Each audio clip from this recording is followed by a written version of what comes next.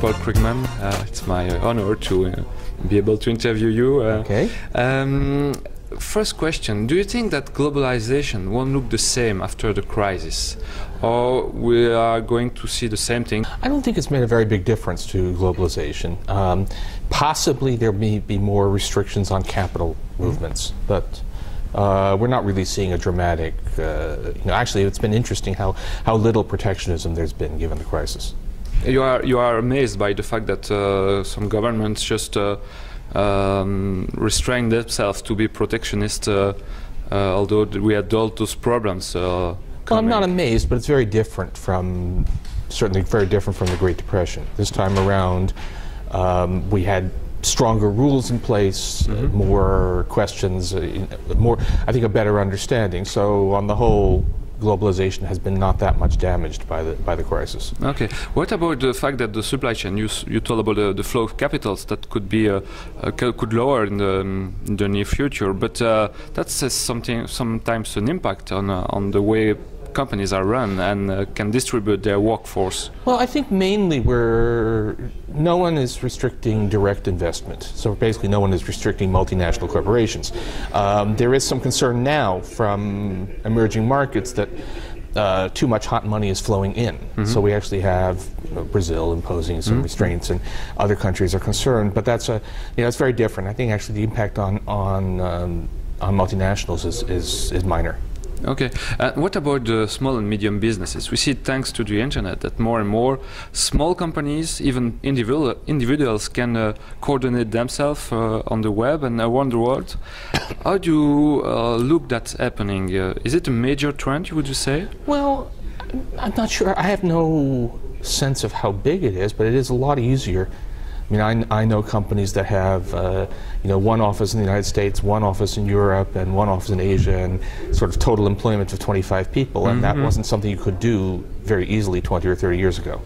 Yeah, and how a big impact can you have?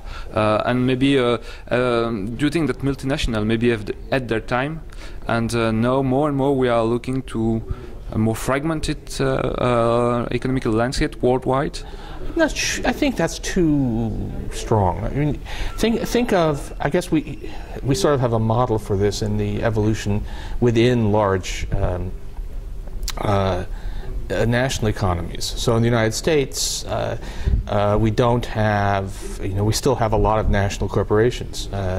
It's also been easier now for small businesses to operate all across the United States, but and there's been some decline, but there's actually been a downshift in the share of large firms in total employment. But it's not a radical transformation. Just it's no longer necessary to be big to operate across a wide area, but that doesn't mean that bigness goes away. Okay. Do you still think that globalization will be led by the multinational as it has been the last decades?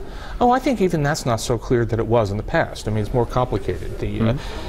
What's really striking, if you look at the export-driven economies, is how different they are. So you can have an economy like Taiwan, which has very much been multinational driven, and an economy like Korea, which in some ways looks similar, and yet it's almost entirely national firms. And you can have expansion based on small firms, big firms. I think the point is there are just multiple models that all seem to work. What about the fact that we see now that the driving force for globalization and the worldwide economy are the emerging markets? We see that Brazil is doing terrifically for the time. What can it change for our future as Europe or the United States? I don't think, I mean, we see that there's obviously much more potential for growth in the emerging markets. Brazil is doing well. It's a long way. We don't yet see Brazil having a China-type takeoff. So it's the old Brazilian joke: Brazil is the country of the future and always will be. But the rest, I mean, of course, the world's center of gravity economically shifts away from Europe and European offshoots. But that's again, it's an evolutionary change. That we shouldn't be scared of for No, I mean, I think it does make some issues of global governance a little harder, particularly environmental issues, because you have to find a balance. You know, China is the world's largest CO2 emitter, but it's also a relatively poor country even now, so you need to strike a balance. But no, I don't think it's a threat. Okay, maybe the last question. You used to advocate globalization in many of your writings. The last time you were maybe more nuanced about the globalized economy on the field of inequalities, especially. I like the fact that globalization had a problem maybe with inequalities. Well, I think I mean, the imports of labor-intensive manufactured goods into advanced countries have grown very rapidly since the 1990s, which means that the effects on inequality are probably larger than they used to be. That doesn't change the fact that globalization has been a great force for good, especially in poor countries. But it's not the one has to be frank. You have to be honest about the fact that there are some negatives. Okay, can we fix it, or how can we fix it? Oh, I think the answer is not protectionism. The answer is strong social safety net. The way to help lower wage workers in the United States, which is what I focus on, is to give them health care and give them give them support, not to shut off imports. Thank you very much. All right, thank you.